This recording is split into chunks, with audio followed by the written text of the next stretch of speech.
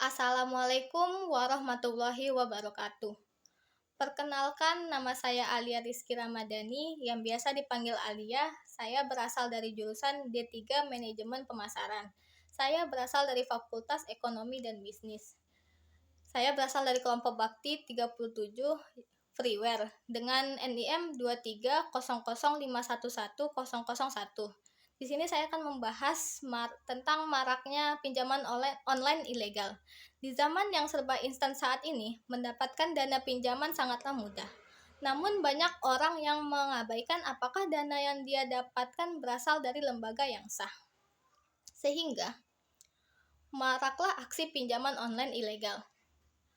Faktor-faktor yang mempengaruhi seseorang untuk terlibat dalam pinjaman online ilegal yaitu yang pertama, ketidakmampuan memperoleh pinjaman dari sumber legal.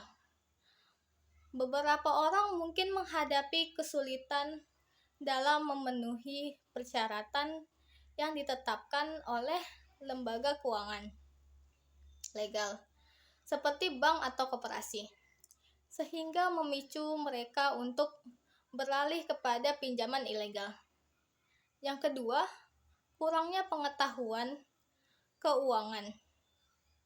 Kurangnya pemahaman tentang bagaimana pinjaman dan bunga bisa membuat seseorang mudah terjebak dalam penawaran pinjaman online ilegal.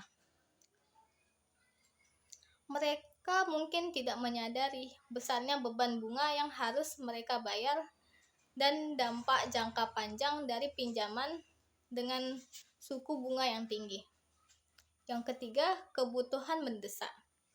Situasi darurat seperti kebutuhan medis mendesak atau biaya mendadak lainnya dapat mendorong seseorang untuk mencari sumber dana dengan cepat. Ini bisa membuat mereka rentan terhadap penawaran pinjaman online ilegal yang menjanjikan pencairan dana dalam waktu singkat tanpa memeriksa kelayakan. Yang keempat, ketidakpahaman tentang risiko. Banyak orang mungkin tidak sepenuhnya menyadari risiko terlibatnya dalam pinjaman online ilegal. Mereka mungkin tidak tahu bahwa suku bunga yang tinggi dan praktik peminjaman yang tidak etis dapat mengakibatkan beban hutang yang berat dan merugikan kondisi keuangan mereka dalam jangka panjang.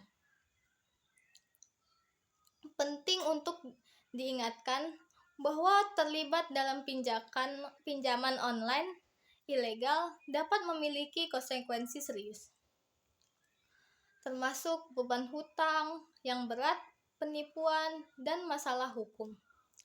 Penting bagi setiap individu untuk melakukan riset, memahami konsekuensi finansial, dan jika perlu mencari bantuan dari lembaga keuangan resmi sebelum mengambil keputusan terkait pinjaman. Pinjaman online secara ilegal memiliki dampak negatif. Dampak negatif dari terlibat dalam pinjaman online ilegal seperti yang pertama, beban suku bunga tinggi. Pemberi pinjaman ilegal sering mengenakan suku bunga yang jauh melebihi batas wajar. Hal ini dapat membuat jumlah pembayaran bulanan yang sangat tinggi dan sulit untuk dilunasi. Kamu bisa terjebak dalam siklus utang yang sulit untuk dikelola. Yang kedua, praktik penagihan hutang yang agresif. Pemberi pinjaman ilegal cenderung menggunakan taktik penagihan yang agresif dan kadang-kadang melanggar privasi kamu dengan menghubungi teman, keluarga, atau tempat kerja kamu. Ini bisa mengakibatkan stres, ketidaknyamanan, dan permasalahan sosial. Yang ketiga, utang yang terus bertambah. Karena suku bunga yang tinggi dan biaya tambahan yang mungkin tidak diungkapkan dengan jelas, jumlah utang kamu bisa terus bertambah seiring berjalannya waktu. Ini bisa berdampak serius pada situasi keuangan kamu dan sulit untuk diatasi. 4.